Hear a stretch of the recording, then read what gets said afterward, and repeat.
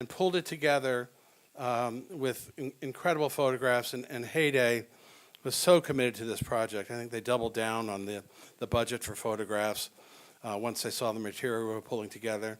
In the style of John Dos Passos in USA, sort of go segment by segment or snippet by snippet, triangulating. There's not a lot of third-person narrative. There's not a lot of preaching from me. There's not a lot of telling. There's showing. And you can make your decision. Each reader can make their decision.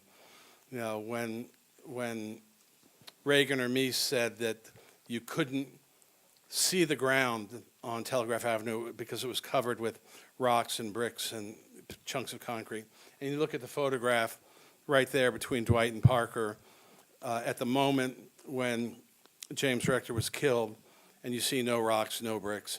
You see no fallen colleagues that they had to step on over. And then you wonder when Ed Meese said James Rector deserved to die. But so pulling this all together, I mean, a couple things stood out. The diversity of the coalition that built People's Park was just astonishing. You know, starting with Michael Delacour, there was an environmental faction, the Ecology Action Group, early feminist movement. We're going to hear from Judy Ann Wiles here. I think Sherry Whitehead was involved. There were movement people, there were hippies, there were street people, there were students. It was uniquely Berkeley, not particularly sectarian. We have a chapter in the book on the Berkeley Liberation Program, but it was more about action than ideology. And it was a crossroads for the left.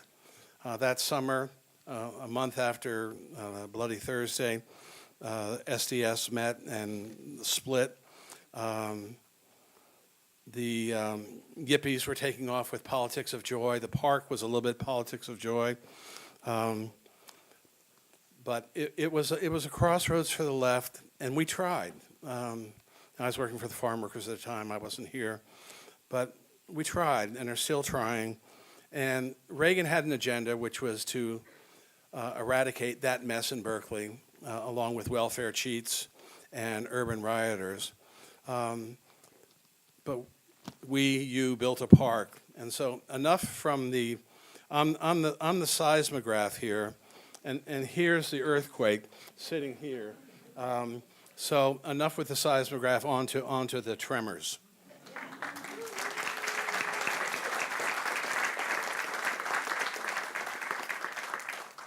Michael Delacour, a Boilermaker and longtime activist, one of the early opponents against the war in Vietnam, came to Berkeley in 1965. He was a principal co-founder of People's Park in 1969 and remains stalwart in its defense today.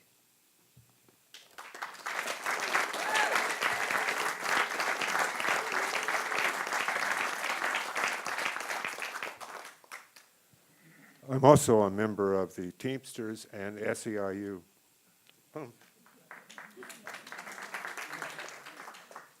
I'll give a short statement, and then the brothers and sisters of the park have helped me write this, or have written most of it for me. So I'll read that afterwards. If we lose the park, I think the most important thing is we lose the right of free speech at the park. Free speech where I can talk about the emancipation of the working class. I don't have to run it through a dean on campus. I don't have to run it through anybody. It's real free speech. And all it requires us to do is file for an application. They can't refuse it. It's a court order. They have to give us 12 rallies a year. Now, you tell me one other place in this country where we have that. I suggest just that we don't want to lose that.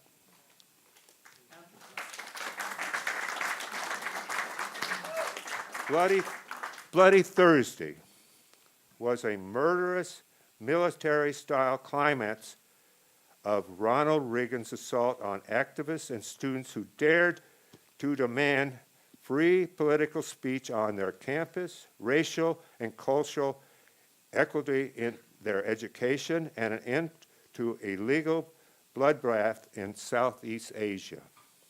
Reagan's hateful lies about the courageous activists of the late 1960s follows the same tactic as Trump's hate-mongering against the immigrants he is torturing and killing on our southern border. And on Bloody Thursday, 1969, the UC Regents dared not to stop Reagan's violence. So why are 7 of you on the Berkeley City Council so willing to hand over People's Park, the soul of the campaigns of 1960?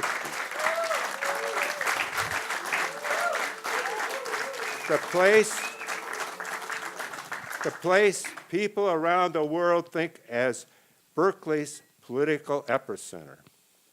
To those who need to cover up their shameful history with concrete boxes, to those who will turn the park into a private real estate developers who rake in huge profits on student housing, to the same class of corporate elite who were the regents in 1969 and who fought to defeat Cesar Chavez to end the abuses suffered by the farm workers, or to those who ran an institution that tops military corporate roles as manager of production and promotion of nuclear weaponry. Don't, almost finished. Oh, God, maybe a minute left. Don't let UC build over People's Park.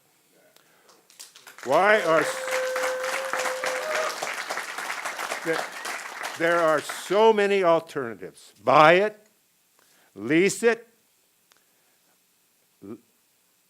help the community run it. Landmark. We've got that. National landmark, not city landmark. Well, we got to have the university's permission. People's Park has earned a user development future. Save People's Park. So I got a minute and 11 seconds here. So whoever the brother was that yelled out this idea that we're going to win it through reform in this capitalist country, I think, well, I'll agree that most of the people that I deal with, they believe in something here. You got to believe in something. So they believe it's possible that we could get them to sign it over and we could have the park there by their fruition or their whatever it is. They'll give it to us. I don't believe that. We're to get the park or to be in this sort of standoff thing that we've been in 50 years. I think we have to continue what we've been doing, not begging somebody. We have to build ourselves to where we're strong, to where they won't vamp on us, where they won't tear us up. 15 seconds. Well, listen, it's really great to see all you here. I can't believe it. You know, it's just amazing that we're all still alive and we're still into this thing. Thank you.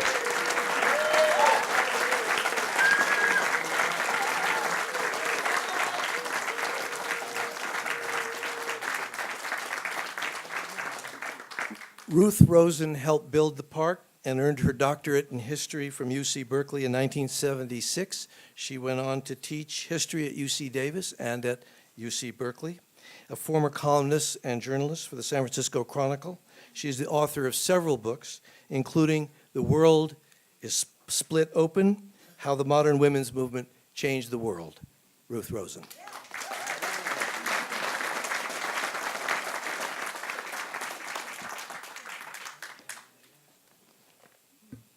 By 1969, I had been involved in the anti-war movement for 6 years. I was a history graduate student with responsibilities to teach seniors in their seminars. I was an editor of a political magazine on campus that we created and then was shut down by Reagan, called the Every Other Weekly. And we published investigative stories about the university, People's Park. And we published the first feminist poetry and feminist writings on the West Coast. So I was not a hippie. But every day I rode on my bicycle past the park. I contributed something. And I went on my way and I thought, this is just so beautiful. What was so great was to create a park out of a swamp. And my first impression was that the park represented a peaceful oasis. from the war and from the violence of the anti-war movement. I didn't know then that a small group of people had actually planned to provoke violence as the result of building the park. Still, like everyone else, I was horrified by the police violence. Living in a city occupied by a National Guard, I was not that girl who put flowers into the National Guard rifles. To this day, I cannot bear the sound of a helicopter swooping down the campus. A few years ago, when I was teaching at Berkeley, a helicopter went all over the campus. There was something going on. And I looked around, I realized no one else was looking up and thinking, what is going to happen? I have never gotten over being gassed, and I've never gotten over the fact that people who were living in an oxygen tank were gassed that day. The last thing I want to tell you is that People's Park intersected with a very rapidly growing women's movement in Berkeley. On the one hand, that meant that activists searched really hard for some token woman to speak on Sproul Steps, and I was one of them. Another thing was that people searched very hard to find women who could speak well on Sproul Steps, and also activists added many feminist demands to the larger agenda of the whole movement. At the same time, the intensity of the park experience brought out some of the worst behavior of many young men. I saw young men who had escaped the draft to earn their manhood by playing cat and mouse